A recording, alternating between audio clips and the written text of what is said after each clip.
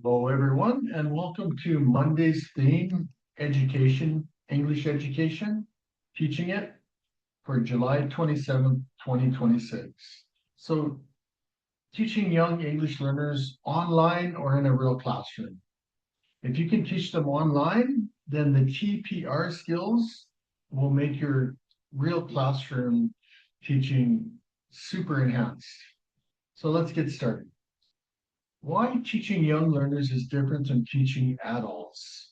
Well, they could be as young as three, um, or as old as, um, I guess for young, probably eight.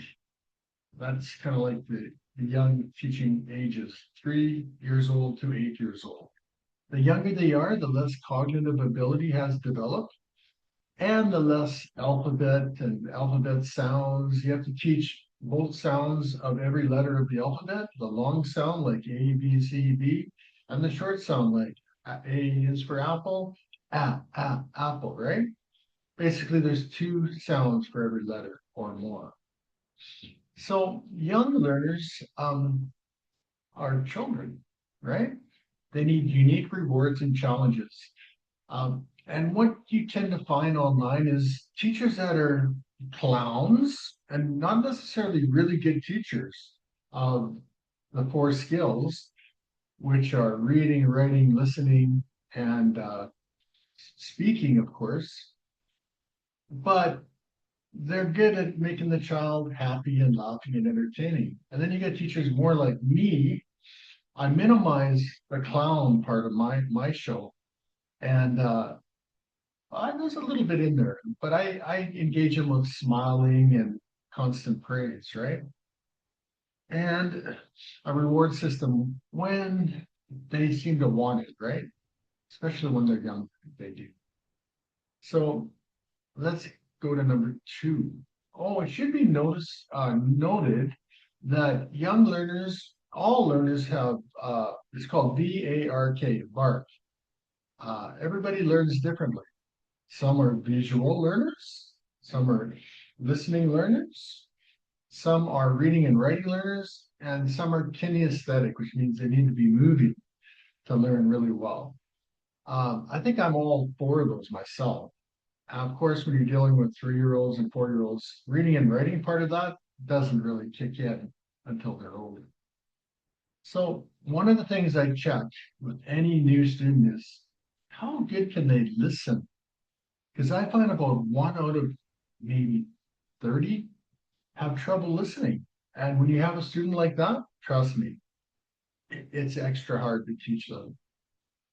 You have to do extra work to make sure they're listening correctly. Probably have to speak extra slowly, stuff like that.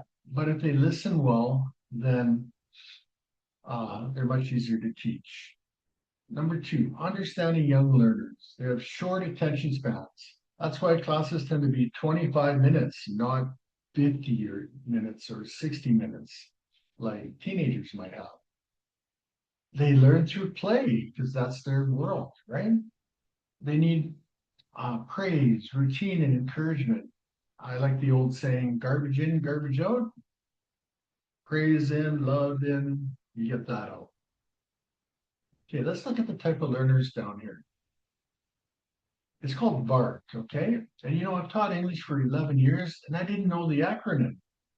I just knew what they taught me in TESOL. They didn't teach me VARK and the man who coined it. But we've got auditory listeners. They learn by listening. They enjoy discussions, stories, and they remember what they hear. You've got visual learners. They learn by seeing. They like pictures, charts, videos. Remember what they see. I do both equally well. I like to do all four myself. Number three is kinesthetic. They learn by doing. They like to move, hands on, remember what they do. That's why when you teach a classroom setting, you want to divide them in groups, get them competitive, and bring them to the front to demonstrate, to be little teachers, right? For the older students.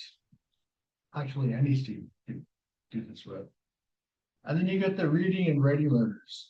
Of course, those are the ones that they're probably visual to begin with before they learn to read and write, but they like to see it as they do it. It's a combination of 2 and 3. I think it's 4. All right, so again, this is today's theme right here, English teaching for July 27th, 2026. And down here, what did I put down here? That's just my thumbnail. And yeah, those are kind of like 3 to 6 year olds right there. That's who we're talking about, young English learners, both online teaching and real classroom teaching.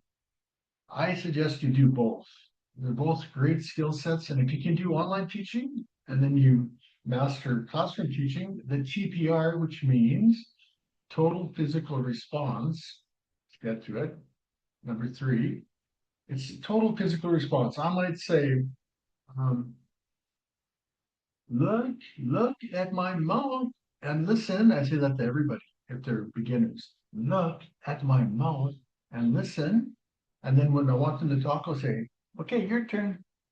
Repeat, one word answers, not full sentences, because they're beginners, right? And usually with a beginner, you need a mom or a dad, hopefully not both, but one of them prompting, basically repeating what I'm saying to their child, because the child knows their parent the best, right? And that's called good parent will prompt, like repeat what I say. And again, with young learners, it's usually 1, 2, or 3 words at a time. Okay, so on 3. So movement improves learning for almost anybody. It keeps the classrooms from becoming boring. Stand up, sit down, jump, touch your nose, right? But what total physical response really means is it's a form of communication before they have the language ability to communicate. Like, look at my mouth and listen, okay? This means good job. This means quiet, right? So you're teaching them hand signals because they don't know English enough yet, right? Number 4, keep lessons fun and interactive. Have games, songs, crops, reward systems, enthusiasm, and positive energy. Speak clearly, slowly, and simply. Short sentences, repetition, visual clues like flashcards here, one instruction at a time. Build confidence. This is what I do a lot. Like, because I remember when I was a child, I didn't get enough loving praise. Um, so praise their effort, not just correct answers. I like to say, great job. Are you ever smart? Wow, I'm proud of you. Those are words that children need to hear daily, right?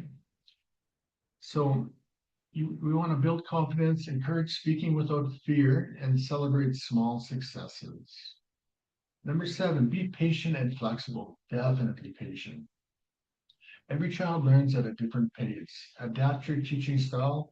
Know when it's time to switch activities. That's why we have lesson plans. And then after a while, you just know what to do, right?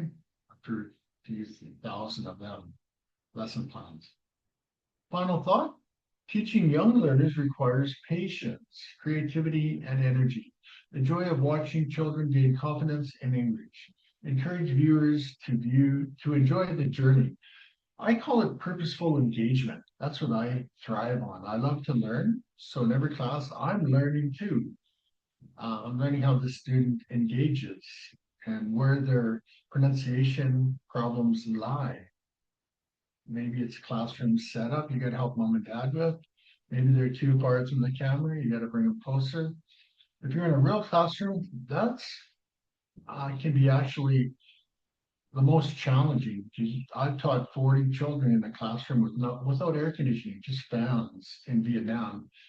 And you really have to pick out the catalyst of chaos and warn them a few times. And then usually in a slightly naughty classroom, you have to bring them to the front and put them to work. That's what I do. It's just you got so many children, and some of them need to be engaged with kinesthetic activities, so you bring them to the front, right? That's where all your skills combine, especially in the classrooms of 40 or more, real classrooms. All right. The final thoughts, patience. and enjoy teaching. Hopefully you enjoy watching them grow and learn. Let's go down to the last slide. So thank you for watching this video. Please support by pressing like and subscribing or following. That's greatly appreciated. These videos are going to get much better with time. I'm going to be filming walks on the other daily themes. These Mondays are just helping people learn how to teach English if they're interested in that. Because it doesn't matter what age you are. I'm 59 now. I can teach this till I'm 70. That's what I like about it, right? And it's remote, it's portable, you can take it from country to country.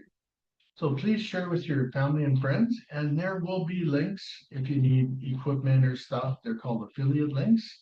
I use an Amazon referral membership. But it's nice if maybe you don't know exactly what to get. I made a list for you, okay? And they're the economy links. They're not the premium links. It's the stuff I use and I still use. But um, it saves you a lot of time if you need a quick setup and you want to start doing this. Thank you, everybody. And we'll see you on tomorrow's thing, which is walks and local life. I want to film Sunset Boulevard here. And it's going to be beautiful because I'll finally get the aspect ratio right and it won't look small on your screen.